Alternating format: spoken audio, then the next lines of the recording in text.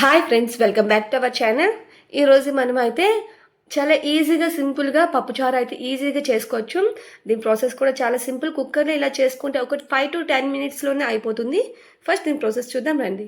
నేనైతే ఒక చిన్న నిమ్మకాయ సైజ్ అంతా చింతపండుని బాగా కడిగి నానబెట్టుకొని పక్కన ఉంచుకున్నాను. ఆ తర్వాత కుక్కర్లో కొంచెం కందిపప్పు తీసుకొని అది శుభ్రంగా కడుక్కొని అందులో కొంచెం వాటర్ పోసుకొని ఒక అరగంట పాటు నానబెట్టుకున్నాను. మీకు టైం లేకపోతే డైరెక్ట్గా అయినా చేసుకోవచ్చు.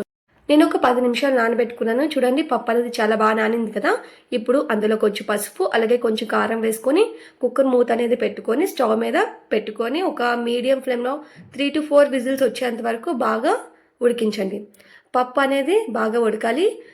చూడండి, పప్పు అనేది బాగా ఉడికింది కదా. ఇప్పుడు ఆల్రెడీ నానబెట్టుకున్న చింతపండు రసం ఉంది కదా, అందులోంచి చింతపండు గుజ్జుని తీసి ఆ పప్పులో వేసుకోండి. ఇప్పుడు కొంచెం వాటర్ వేసుకొని అది ఒకసారి బాగా కలపండి. ఇప్పుడు అందులోకి చిన్న ముక్క ఉల్లిపాయను కూడా వేసుకోండి. అలాగే కొంచెం పచ్చిమిర్చి, అలాగే కొంచెం టమాటా, అలాగే కొంచెం కరివేపాకు కూడా వేసుకొని అందులో మీ టేస్ట్కి తగ్గట్టు ఉప్పు వేసుకొని ఒకసారి అదంతా బాగా కలపండి. ఇప్పుడు అదంతా బాగా కలిపిన తర్వాత స్టవ్ మీద పెట్టుకొని మీడియం ఫ్లేమ్లో పెట్టుకొని పప్పు చారు అంతా బాగా మరిగేంత వరకు బాగా కలపండి. ఆ తర్వాత చారు అనేది బాగా మరుగుతుంది కదా, ఆ టైంలో కొంచెం ధనియా పౌడర్ అలాగే సాంబార్ పౌడర్ వేసుకోండి. మీ దగ్గర సాంబార్ పౌడర్ అవైలబుల్గా లేకపోతే స్కిప్ చేయొచ్చు. అది స్టవ్ ఆఫ్ చేసుకొని పక్కన పెట్టుకోండి.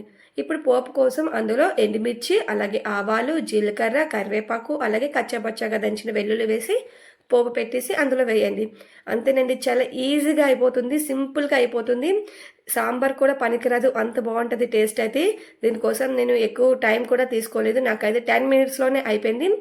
సో ఒకసారి మీరు కూడా ట్రై చేసి ఖచ్చితంగా ఎలా వచ్చిందో కామెంట్ చేయండి.